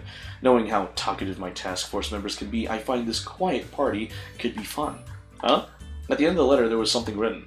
Let's see. I have tickets for you if you're interested. As I flipped the envelope where the letter was, 3 tickets dropped. Those must be tickets for the party. What a surprise! I thought she abides by the rules. Besides, she never replied to me about after the incident. Does this mean she forgave me? Or maybe Kaworu needs someone to talk to. No matter how great she is, when you find yourself in a position above others, opportunities to talk about complaints are considerably limited. I smile wryly as I recall the stories we used to share whenever we met, even though we barely even meet once a year. Well, it's not like I always have to do that, and I have something to tell her too. As I recall, she doesn't have anything special on her schedule on that day. Maybe I should check with Tokiko later. I, too, was excited to go to the party Kaworu invited me to. And I don't have any reason to refuse since the invitation was from an old acquaintance. This year-end party is going to be nice and peaceful. Shall I apologize to Kaworu first? Or should I talk to her as if nothing happened? I was thinking about the year-end party, wondering how to treat the acquaintance whom I split up with. Why is he giggling? He must have been invited to a nice party. Without noticing, the 2 sets of eyes were looking at me. Amidahara, the largest slum city in Japan. The city was once the 3rd largest city in Japan, but during the proxy war between UFS and the Chinese Union, someone with malicious intent shot a missile which completely devastated the city. However, it has since been reconstructed in a form that even the parties involved in the conflict could not have imagined. The emergence of a new gate to the demon realm, the entrance that leads to the demon realm. Residents of the demon realm and outlaws drawn to it gathered, and as a result, in just a decade it transformed it into Amidahara, Japan's largest abandoned slums. Whether we call this growth or not, let's move on. In any case, Amidahara has become a vast city. As the scale expands, a massive entertainment district forms amidst the interplay of law and lawlessness. When this happens, customers who seek services that are made possible by lawlessness gather from across the country. Soon, these became the main source of income for the abandoned city, contributing to Amidahara's further growth, or transformation.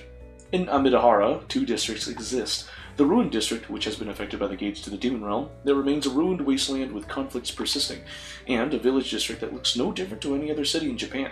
This village's core business is tourism. A luxurious hotel in the corner of the village, this is the place that serves as Tikayan Kaworu's year-end party, where many luminaries in the underworld would gather. What a grand party to have gathered this many individuals of this caliber. It seems Miss Tekayan has become accustomed to ways of Midahara. The people can be described in one word: greasy, fat bellies from drinking alcohol and obesity, and they were all sweating even though they weren't doing anything. Their fancy suits were tainted by their sweat, their secretaries were wiping off the sweat with handkerchiefs, but it was all pointless. But this long, wavy-haired beauty greeted the men smiling without changing her facial expression. Thank you. It was all possible thanks to your support. I was afraid a beauty like you couldn't follow the ways of Midahara, but I guess I chose the right person. I've been trying to work hard not to let down your support. I'm so forever grateful for your kind consideration. As she bowed her hair, which she has a lot of, hid her beauty. But at the same time, her breast jiggled by gravity as she bowed, and bounced in front of the man's eyes as if showcasing its softness. The man also bowed, but stared at her breast without hiding his perverted looks. Kawaru sighed in her mind, hiding her feelings. It's already the 11th time today. It's annoying when someone stares at your breasts every time you greet them. If you don't mind, can we talk about this some other time? Yes, for you, anytime. Thank you for your kindness. I want to stay and chat for longer, but I still have so many people to greet. Being a host is not an easy job. Go on, I hope I can see you soon. Can't wait. Well, then, if I may. She can't even count how many times she had sighed tonight, presumably more than 100 times easily. I'm used to this, but it's still annoying. That's what her true heart tells her. And Midahara is the city of outlaws. She needs support from powerful people more than ever since laws are meaningless here. Kawaru understands the importance of it, but she just can't get used to this. She knows her personality does not fit here, but she keeps doing business with them. I couldn't go to the Master's party this year again. She was thinking about the incident when Fuma Kotaro snuck into a prison she manages and freed prisoners on his own a few months ago. What would have made it easy for him if he honestly asked me first? Poor me, he didn't trust me that much. It has always been like this around this time of year. She hasn't received details of the operations, and the fact that she wasn't being trusted all along, when she found out about it, it was too heavy on her heart to bear. Just reminding herself of this puts so much pressure on her. I know I should be more mature. I said harsh things and didn't reply to any of his letters. He must be mad at me. Just thinking about it made her sigh for real. Her proud, beautiful aura is gone, and instead, she looks like a little girl who's about to cry. I should have apologized, saying it was too much. It's been a long time since then, and he might have forgotten about it. Kawaru kept reading the purported figures in the underworld while regretting. It was at that moment. Is that? What's the matter? Is there any problem with the entertainment I've prepared? Entertainment? Right. Quite a woman you have become. Huh? So, this is the place Kawaru invited us, isn't it? It is, Master. It looks quite big. I guess Miss Kawaru pulled some strings, seeing that so many people have been invited. Tokiku, Saika, and I arrived at the party, but we were surprised at the size of it. I thought a year-end party would be more quiet. What I expected was a small gathering where we could grumble and talk about this year's happenings. However, in the party hall, old, middle-aged people in tuxedos or dresses were sounding each other out, eating the fancy food as if it were a snack. Feel like I'm in the wrong place. Hoo-hoo, I know. But I have to say, I think it would be better if you acted proud as the master of the Fuma clan. Would it? I still feel like I don't belong here. Moreover, for some reason I feel like someone is watching me. Do I look weird? I wore a suit because the party was being held in a luxurious hotel in Midahara. However, I started to worry, wondering if I was doing something wrong because it's not something I do every day. I checked my outfit again, and Tokiko and Saika confirmed that there was nothing wrong with me. I just feel like someone is watching me. You're not the only one. As I spoke quietly, Tokiko seemed to be flustered, perhaps also bothered by it. Saika glanced around. Her expression hardened. What's wrong? Yay! Fu-kun, it's been a while! I was surprised in a different way this time, hesitating to respond with all these eyes around me. As my memory serves, the only person who calls me Fu-kun is... Haru, what brought you here? Tekain Koharu, Kawaru's sister, and a third grader at Gosha Academy. She is one of my childhood friends. I was surprised that she talked to me first. Because I thought someone as bright as Koharu didn't fit in this kind of party, and I'm sure Kawaru told her to behave 1,000 times. Haru, your voice heals me. I think I'm being treated as a fool like it's nothing, but oh well. Anyway, come over here, let's say hi to my sister. Wait, don't pull me like that, Kawaru said as she dragged me through the crowd without a care for the others. As expected, everyone was looking at us. Moreover, I could sense their gaze intensifying and becoming hostile when we entered the party hall. What is she up to? As I entered the party hall without knowing what was going on, there was Tekain Kawaru, who invited me. Although she seemed surprised with her eyes wide open with shock. Hey, long time no see. Master, how are you here? I could tell from her voice that she was genuinely surprised, which was why I became suspicious of her actions. What do you mean how? It was you who invited me. As I showed the invitation to her, she was even more surprised. It is rare to see her this surprised. Seeing that facial expression only makes coming here worth it. Now, I know you've got a lot to talk about, I suppose. Take your time, sister. Koharu, what did you do? I mean, you've been blue lately, so you have been going to Fukun's place, so I thought something happened between you two. Coincidentally, the year-end party was near, so I thought inviting Fukun here would cheer you up. It was only then I realized that Koharu was the one who invited me to this party. Come to think of it, the handwriting was a bit bad for it to be Koharu's. The letter was written in good handwriting, but it was different from Koharu's actual handwriting. So, that's how this happened. It's probably because of a girl again that made my sister angry, wasn't it? Come on, make up, you guys. Hey, Crimson, welcome to the stream, how you doing? It wasn't. I just saved the Oni twins, Yuffie, Sophie, and Shikanosuke. Shikanosuke. So, girls. Shikanosuke is not a girl. I mean, he's cuter than most girls. Don't say that to him, he'll cry. That's what makes him even cuter. While we were talking, Tokiko and Saika were on the lookout. I instantly felt the tension and fixed my posture. Why did you call the master here, Koharu? Excuse me, it's just a party. I really hoped this was. As soon as Koharu entered her words, armed soldiers stormed into the hall. They were armed with batons or heavy artillery. What's going on? There wasn't a single scream from their raid. In fact, no one was surprised. Rather, the people who came to the party made way between the soldiers and me. I said, what is going on? Koharu sighed deeper than the depths of the ocean at my question. This end-of-the-year party is for calling people who are on the good side. That was last week. This is the party for the underworld people. Look out, master. All the people here, or at least half of them, are the employees of the thugs and criminals we or the task force have beaten in the past. Okay. Which means that we're in the midst of our enemies without any preparations? Correct. Fuma looked towards Koharu. What were you doing with these people from the underworld? As the warden of Imidahara prison, it is part of my duty to take care of the underworld connections. This time, I invited them all to sort it out at once. I didn't expect you to bring just 2 people to the party. Ugh. Fuma and Koharu both looked at Koharu at the same time. Koharu whistled awkwardly, but no sound came out, not that it matters anyway. The problem is, the contact we had arranged to bring Yuffie and Sophie to us is here. The grudge is deep between you two. And that would be the reason who probably called the armed guards to the party firsthand. And the whole place was filled with hatred. Maybe we should run out through the window? It is the upper floor of a hotel, but for Taimanin's, not a big deal. We don't know what's waiting us outside. Maybe things could get worse. At least inside there are lots of underworld big shots around, so they won't be using any heavy weaponry. So close quarter combat it is then. I'm not really good at it though. It's okay, I'm not going to let them lay their hands on you. Don't worry, Tokiko and Saika both tell me, and then to look at the armed guards approaching us with their special batons. Meanwhile, Koharu, the 3 of you, please take care of the master. Then she stood up on the party stage, away from us. What is she up to now? The armed guards that were about to strike also stared at Koharu's behavior as she stood up on stage with all this danger going on.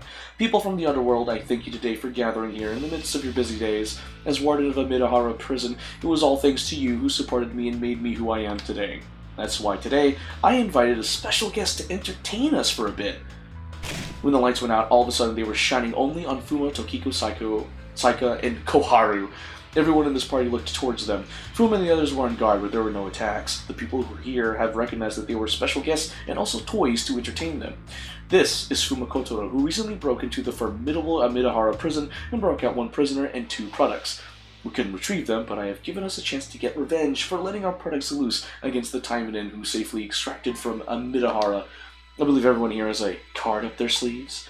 This is the chance to prove whose card is the best one, so please don't back out now. The targets are Taimanin's Fuma Kotaro and his 2 servants. Please enjoy the show. After Koharu was done speaking, she bowed. 10 or so seconds of silence, then someone clapped, and soon the whole party was filled with the sound of clapping. That's the real Fuma Kotaro? The one who took down Black?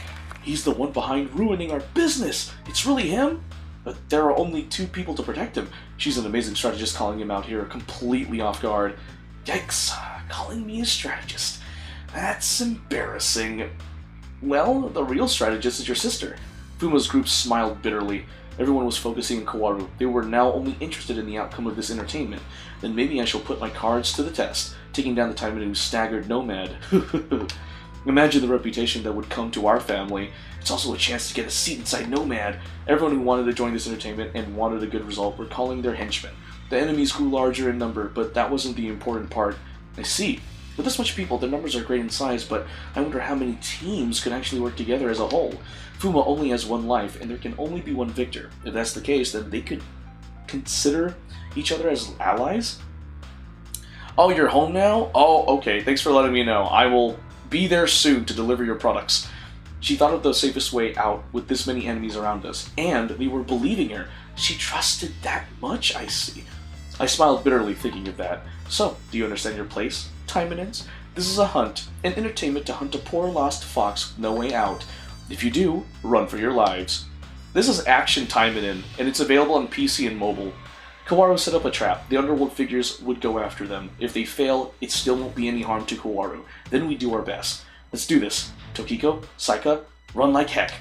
I'll protect the side. I'll clear our path ahead. Tokiko and Saika's eyes thinned. With that as the signal, the first armed guards who entered the ballroom showed their fangs. So long, Kawaru. I'll be back. Get Fumakotoro now. Yeah. I feel bad. Koharu screwed it up. Because Kawaru wanted to see Fuma again. And Kawaru got the dates mixed up. Because apparently there was a banquet for good people, and then there was a banquet for the underworld. So, and Koharu accidentally invited Fuma to the underworld banquet, so no wonder why Kawaru and Fuma have to do this.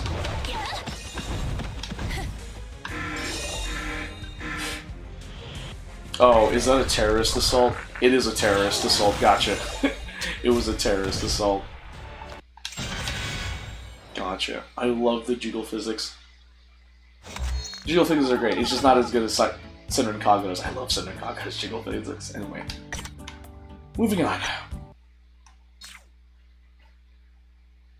A few hours before Fuma's team arrives at a Midahara hotel, in the woods near the border of Gosha Village in Maisaki City.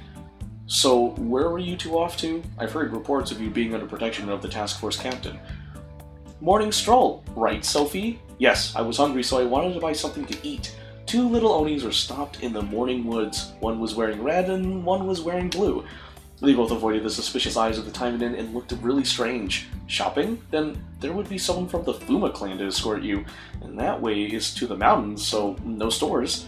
Gee, if we don't hurry, Fuma and his team will be so long gone. This is bad, sis. They were talking through their consciousness and was concentrating on Fumakotoro's team rather than the Taimanin in front of them. They thought he was going to a fun party. Fuma even wore fancy clothes to go out. I'll check first, so wait here. The Taimanin, suspicious of the twins, called Fuma Manor through a device. No one's there, unfortunately. But of course, no one answered. Fuma, Tokiko, and Saika was outside, and the other residents were having their own free time with Tokiko not being around, which leads to the fact that Fuma Manor was completely empty. No one, huh? Listen, can we go now? No, not so flexible, are we now?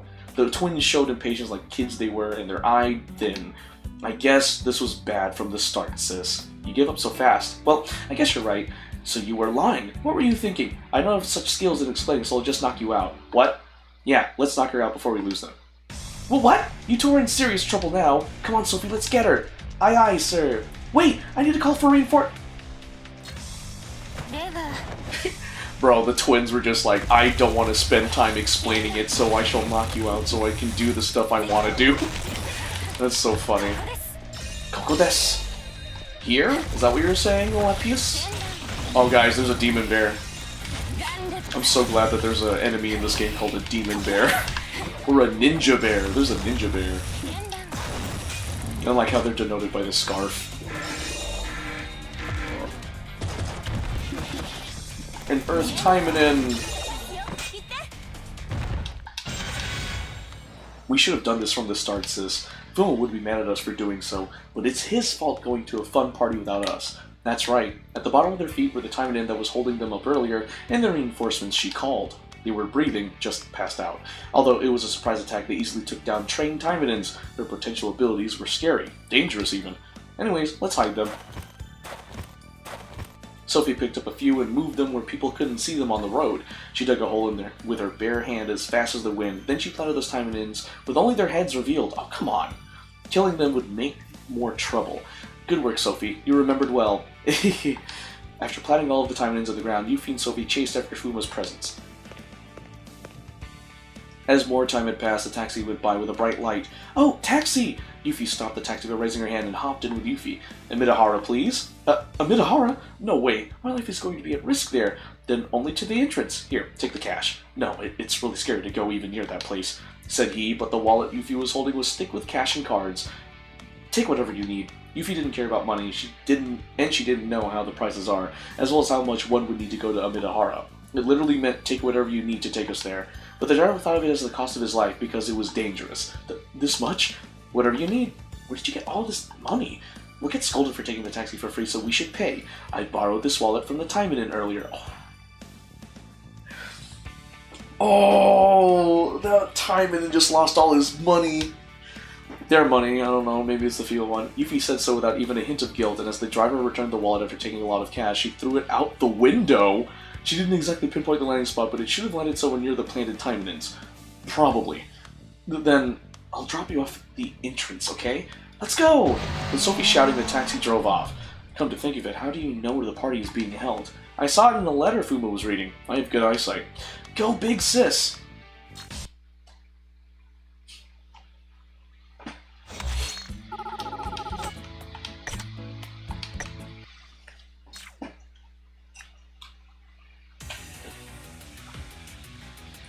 Oh no, I need more water. The armed guards aimed at Fuma's group to intimidate them, and as soon as the other figure shouted out a cry, the building went dark with a spark. Ninja art display! I used a CG made from my phone to temporarily black out the building. That should buy you time to escape. But before that, Saika ran out as soon as darkness filled the room. I could hear her taking down guards who couldn't adjust to the sudden blackout. In that moment, Fuma went towards Kawaru on the stage. You're still here? Go now, Master. Kawaru's ninja art won't last long. Is it okay for you to help us like this? I should be the one apologizing to you. Even if it was Kawaru's mistake, I put you in danger. Well, that was a mistake, so it can't be helped. I don't care. Anyways, I'm sure we'll be able to escape this situation, but would it be okay for you? If you lose us, won't you lose all the reputation you built up in the underworld? Don't worry. As the warden of the prison, I perfectly understand how the person in charge must behave to entertain the audience. Luring Fuma Kotaro out and giving an entertainment that people would enjoy, there's no harm in it. I know this was Miss Kawaru's mistake, but they're a tough bunch. Tokiko and Kawaru looked in each other's eyes and laughed softly. Even while they were talking, a bright neon light of purple, pink, or yellow like a disco in the 90s flashed all around.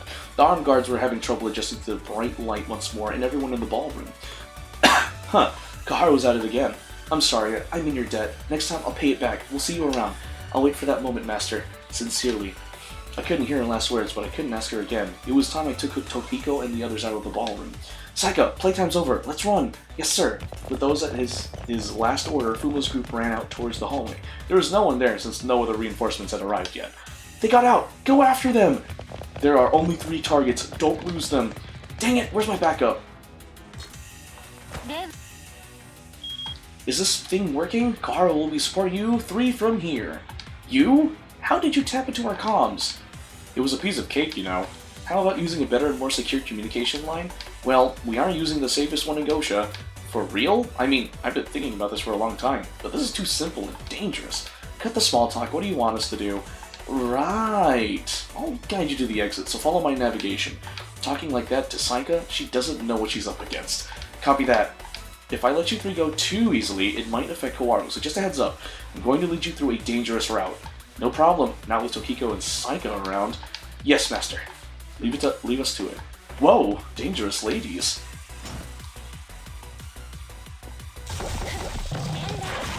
Demons! Demons everywhere! Demons! Demons!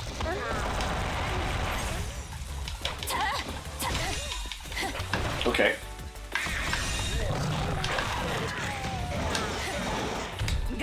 Wow. Ow! I thought I dodged that. I actually thought I dodged that. What do we got? Wait, a terrorist assault? Oh, there's the boss. Oh, easy. Good, we made it to the first floor. We ran down the stairs because the elevators weren't working, and finally could catch our breath. We rallied ourselves and prepared for the last sprint towards the exit. That was easier than we thought. I've been distracting them without being too obvious, trying to make it look like Fuku and had set the trap perfectly. And that's how I became notorious. Once again. There's going to be a bounty on you in the underworld in no time. It's not something to laugh about, but I guess you could say you are proud as the clan master. Don't. Tokiko and Saika work together and remain vigilant around Fuma while he catches his breath. Although Koharu did help out, this was taken care of quite easily. They are notorious in the underworld, but is this all their private forces have to offer?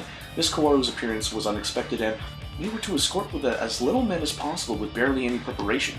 Sorry, Fukun. I'll make sure to apologize for this next time. No need. Thanks to you, I can speak to Kawaru like before. Thanks, Koharu. I love that about you, Fukun, but you gotta be careful, okay? I'm worried you might literally be stabbed in the back by some girl. Tell me about it. Just understand that it's your strong point, but also your weak point at the same time, Master. Why do I get the feeling I'm getting told off? Said Fuma after his breathing came back and picked himself up. Whatever, let's head out. Thinking he might get scolded again, Fuma and the others ran to the exit. We can't lose them anymore. With that, a chain appeared out of nowhere and wrapped us up. Chain art? Impossible, we never noticed? The chain was made from Tekka and Kawaru's chain art. Of course the user of the art was right next to them. Taimanins have degraded. How could you guys not notice me here? We didn't notice at all. We thought he was an ally. We didn't say this out loud, though. This is an act to show that Kawaru and us aren't on the same side, but to go to the extent of using your ninja art? Good work! We've captured Fuma Kotaro. I repeat, we've captured Fuma Kotaro! The armed soldiers surrounded Fuma and the others who were bound by Kawaru's chain. Cut! The binds were somewhat loose. I had no problem moving around, just not able to use my arms. Good! Take them to the upper levels. Walk! No! We can't be careless! As the armed soldiers poked with their guns, Toki Saga made their move. They knocked down several soldiers while chained. Impossible! Lastly, they punched Kawaru, pretending to be surprised, in the stomach, immobilizing her. Capturing me this easily. Never in a million years. Wow, impressive, Fuma-kun. Shush, it's embarrassing. Undoing the chain, he whispers into the comms device and heads for the exit of the hotel for real. Everybody at the party is probably not in a good mood right now. Then the door to the garden exploded. Why? The door to the garden exploded. Why? Fuma's like, what the? No! No, no, no, no! Don't do this to me! Sophie, finally you're here! And you, Yuffie? While Fuma and the others were taking their final break at the front desk, two shadows appeared in front of the hotel. Two small Onis, Yuffie and Sophie, who were protected in a Midahara prison run by Teke and Koharu. You know, it took a long time to come this far. When we entered the town, for some reason, we were chased, scolded, attacked. I tore it all apart and threw it. Tore it apart and threw it. It was a long day, big sister. Well, more or less, I just tore everything apart. Threw it, punched it, knocked out, and such, but it's amazing that the twins can do that. Despite the strength it took to accomplish all that, their stamina is not even slightly disturbed, and above all, their eyes are sparkling as if to say it's still boring. This is Fuma's house! This is a hotel, big sister. Yuffie strikes a pose, pointing at the hotel, and Sophie calmly interjects. Well, it seems they're still enjoying the situation. Still, in such a large hotel, the dishes that come out must be amazing. I absolutely won't forgive if Fuma and the others get to eat delicious food. There must be a lot of interesting games, too. And the twins, who are unaware of the concept of a party, each fantasize while heading to the entrance of the hotel. Whoa! It's dangerous to go inside now, you two. Yeah! As Yuffie tried to go inside, her shoulder was grabbed. The man in fancy garb seems to be one of the hotel's employees. Come to think of it, dozens of men and women in the same clothes were evacuating the building. It's chaos in there. It's dangerous in there. Chaos? Oh, fun! No, it's not. We need to evacuate. It's too dangerous. While they were talking, armed soldiers rushed out of the hotel and surrounded it. They were holding guns or a special baton and donned in the special armor. A man would not be able to deal any damage to all their gear, but I knew it, Fuma. This looks like an enjoyable party. More like a dangerous one. Yuffie and Sophie don't care and began approaching the soldiers. Huh? Wait! Thank you for worrying, but we're fine. Stop right there! As they were about to leave, if they were walking in an open field, the guards spotted and stopped them. However, Yuffie and Sophie are not fazed by this. They don't even get ready to fight. Their natural way of walking seems harmless, extending to infinity. The armed soldiers hesitate to pull the trigger, aiming only at the muzzle. If you move, I'll shoot. No, that figure. You guys, the escaped artificial demons. I hate being called that. Shall we take them on, Sophie? Yeah, let's take care of these people. Huh? What? Ah! Yeah, they're like, don't call us that.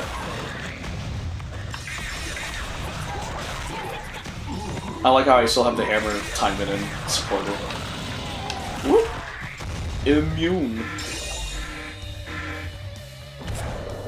Greater Oni. Okay, gotcha.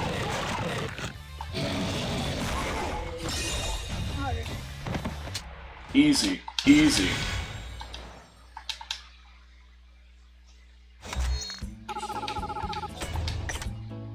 Last section. And then I'll take a break because I gotta deliver stuff to Crimson Knee. What's going on? Please stay close to me, Master. It seems personnel were also stationed outside. We'll break through. Saying this, Tokiko moved to my side, and Saika flew out through the broken door into the garden. What's happening outside? There shouldn't be anyone here other than us. Yeah, reinforcements seem to have come. Is it okay for you to be talking to us? Since all the security cameras were broken in the previous shock, but drawing attention with support is not a good idea. We'll handle things here. Stay back so you don't get hurt. Master, please be careful. The ones outside seem to be quite skilled. I knew that. Within visible range, the armed soldiers we had been dealing with were literally flying in the air. Just that told us that the opponents were not ordinary in strength. Let's go, Tokiko. Yes! And then as Fuma and the others rushed into the garden, we'll handle things here. Make sure not to get hurt and stay back. Sophie! Is that Yuffie with you? We finally meet! Hearing Fuma's voice, Yuffie came to him after tossing the armed soldier with ease. This was an everyday thing for her to do, but to others, it shows how amazing she is. How are you both here? I thought I told you to stay and look after the mansion. Heek! Tokiko was with him too. And me. Yikes! Saika! The approaching footsteps stopped. The two who were fighting cowered after realizing Saika and Tokiko were with Fuma, although that's because they were afraid of the punishment they would be getting. Those man-made demons that went missing. If we capture them, we'll be able to get extra pay. An armed soldier ran towards them from a complete blind spot. Ha! With a short exhale, Sophie swings a kick. Whoop! Yuffie yells with a much softer voice and bonks the soldier's head after his body folds 90 degrees from Sophie's kick. However, for the two, it was a light punch, but for the armed soldier with reinforced armor, it was a powerful punch that dented the protected head. With a single blow, he fainted and became immobile. They're still alive. We didn't kill them. We followed your instructions. Understood. For now, I won't be angry that you've come this far. Phew! I understand. It's scary when people don't listen. Master, what are you doing? Both of you. Coming all the way here, everyone will be surprised. Pathetic. How about shutting Tokiko up with words? Don't say absurd things. Unable to say that even if his mouth were split open, Fuma would turn his gaze towards the twin demons. They're here! Gah, they're still here. But Yuffie and Sophie are here too. If we gather together, breaking through should be easy. Right, one more push, let's break through all at once. Oh, eliminate all enemies? Oh cool, interesting.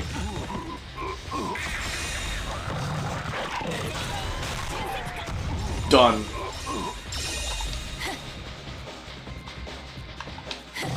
Okay. Oops.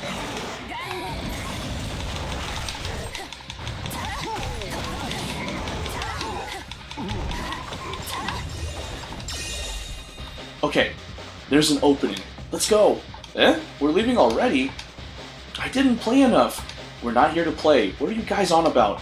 But you guys enjoy the party. We want to party too. Eat delicious food too. Buy toys too. We want to play games too. You guys and your... Tokiko! You two, 3 days of no snacks starting tomorrow.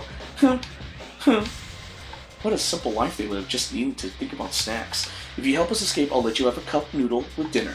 Luxury! However, Sue did that last time. I want Donkatsu. She ate like it was mighty delicious. Sophie, wait, don't give up just yet. Keep cool. Sue that little? Did she eat after the late night's training? Kind of feel sorry for them now. Okay. Now, ladies, how about this? Oh, Haru's ninja art? The bears and mice she created with her ninja art began to move. Okay, this is a wolf and this is a cat. Whoa! Hey, can you make a bird as well? Make it fly? What's faster, a wolf or a cat? If you're curious, let's get back home as soon as possible. I can't concentrate here because it's so busy. Surviving Maine, thanks for the chat. I think that's a bot. Please don't click on the link. You also said you wanted to party? We'll host a party back at home. Right, Master? Yeah. But I want to party at the hotel. Me too. What should we do, Tokiko? That just leaves us the hard way then. This is for continuously whining. I'm going to get a little bit mad. Go easy on him.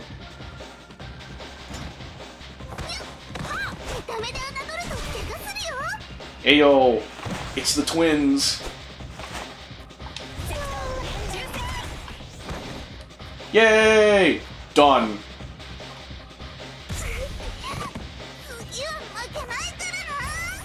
They ran away. They're like, oh, I'll be back. A few days after participating in the year-end party at Midahara, thanks to Haru. Such a softie when it comes to kids. I know. That's a good thing about you. I think at times it needs to be cold-hearted as well. What do you think? I don't think you need to be so cold as to make a child cry. Tokiko smiles slightly and takes a sip of a non-alcoholic beverage. The hotel staff and Sue were helping with the serving. That's because you had late-night snacks on your own. Of course she'd be hungry after training. Tokiko would have fixed up a late-night snack if only she asked. Although you can't pass a cup of noodles at night. Master? Nothing. I stopped thinking and turned my gaze towards the others in the hall, even though it was just a bunch of guests who came to eat. Anyways, is this the right thing to do? What do you mean? Using Fuma Clan's money for this year-end party? It's not my money, but it's the clan's. I have second thoughts on whether it was a good thing to do. Even if I did get permission from Tokiko to use it. I think it's alright. You didn't use it for personal gains, but to hold a party as the master of the clan and to invite and treat guests. This is not for personal use, so it's okay. Don't worry about it. What she said, Master. Thanks, both of you. I was actually planning to open a small party at home, but I promised Yuffie and Sophie a party in a hotel. This year turned out to be great. This party is bustling because we rented out one entire floor of the hotel, and since it became so big, I had to get permission from Headmistress Asagi, who even rented a bus to take us there, which I owe her for doing again. Although there were some ups and downs. At least I was able to keep my promise with the girls. Yes, keeping promises is important. I tell Tokiko that I need to look around the entire floor and part ways with her, then aimlessly walk around. Yuffie and Sophie playing around, Tokiko and Amane start arguing about the spot as a butler. Soon Yukikaze being made fun of for being given a role in the kitchen, Headmistress Asangi and the elders who were drinking tons of alcohol as if it were water. It was a busy year. I hope everyone can wind down and get some proper rest with this. How was the food, Master? As I take in everything going on at the party, I hear someone talk to me. When I looked to where the voice came from, it was Tekein Kawaru and her sister Koharu. Oh, you've come! Of course! I mean, about my sister's mistake, my deepest apologies for that. It doesn't matter. In fact, it was stimulating and fun. It was also a chance to get to know what people think. Then I turned my attention to Yuffie and Sophie, enjoying their dream hotel party. I am protecting the two, but it's different to taking care of a dog or a cat. They have thoughts, wants, and desires. If I think that I now have the chance to realize them, I think that meet was a necessary one. Also, don't worry, everyone here is a team, so no one's gonna suddenly attack us or anything. Sorry, Fu-kun, I just want you guys to make up. Thanks for thinking that way, right, Kawaru? You're unbelievable. At that, Kawaru grins and gives me a glass that she had. He tapped the glasses and made it sound. Cheers! Hey, Ray! Okay, what's up? A short pause, not uncomfortable, actually more peaceful. Peacefully drinking orange juice, Kawaru drinks a glass of clear wine. Dang it, what? I'm sorry. For what? You were looking out for me, but noticing this, I just insulted you and continued to avoid you. Because I thought I wasn't being trusted, that's why you didn't talk to me and infiltrated the prison. No, it's not that, I'm just worried about Kawaru. But that itself is also my own doing. Oh. No. Okay, let's just say we both lacked any explaining and acted on our own, which led us distrusting each other even more and ended up like this, right? If I may say something, I just think we didn't talk to each other that much. At least we made up. To be fair, this is all thanks to me, isn't it? Next time, if something like this happens again, please talk to each other. If you were also sulky the whole time, sis. Koharu! You know what, Fu-kun? My sis goes as far as calling your name more than 10 times in the toilet or in her room, and with a loud clonk, Koharu gets smacked on her head without time to react and yell. She covers her head and drops. That has got to hurt. You didn't hear a single word, Master. Alright, take care of it. Yeah. I couldn't say a thing to that smile. Well, saying that we need to talk means you aren't easy either, Haru. You're right, putting you in danger because you act on your own. Hey, what's going on? Looks like a spanking is needed after all. Danger. Fu-kun, a little help here? I'll tell you her secrets, her sizes, everything. Koharu! Sorry, sis. Oh, wait, but you talk about this stuff all the time. Don't tell me you go around school talking about this stuff. Sorry! Looks like next year won't be any quieter, I say to myself, looking at the Tekken sisters, the twin Onis, and everybody else enjoying the party, and drank the rest of the juice.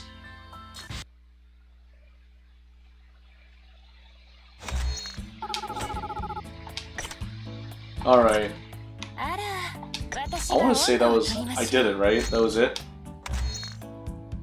Easy. Yeah, so that's the end of the story for that limited time event, which is really nice. Campaign. 何よりですわ。何よりですわ。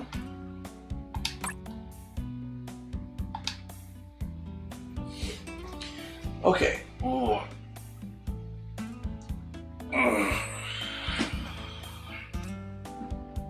I think. You know what? You know what I think?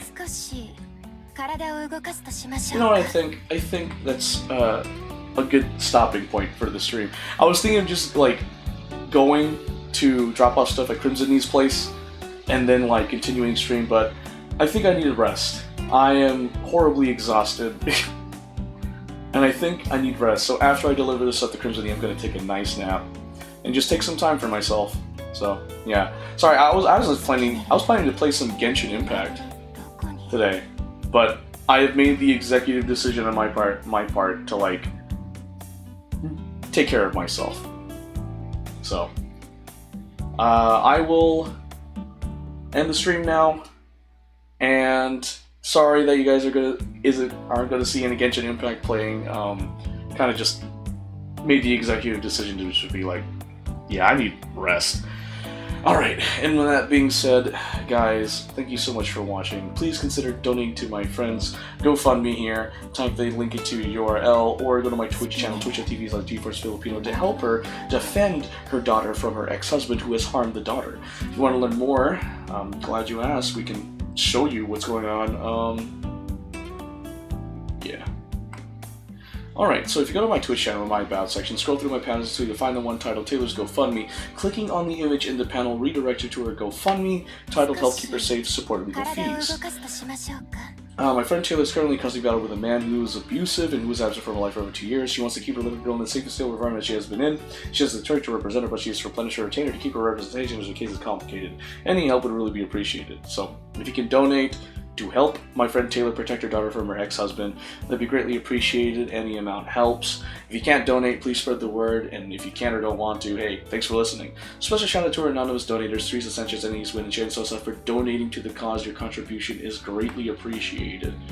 Yeah, again, I will apologize to viewers that were expecting me to play Genshin Impact.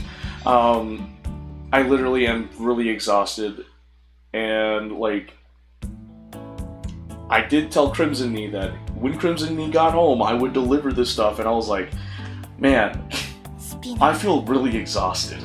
And I have plans to teach Zap tonight. Help Zap study for an exam next week, so I need to get some rest. I gotta take care of myself, guys, so sorry about that. But thanks again for watching, and I will catch you guys next time. Peace.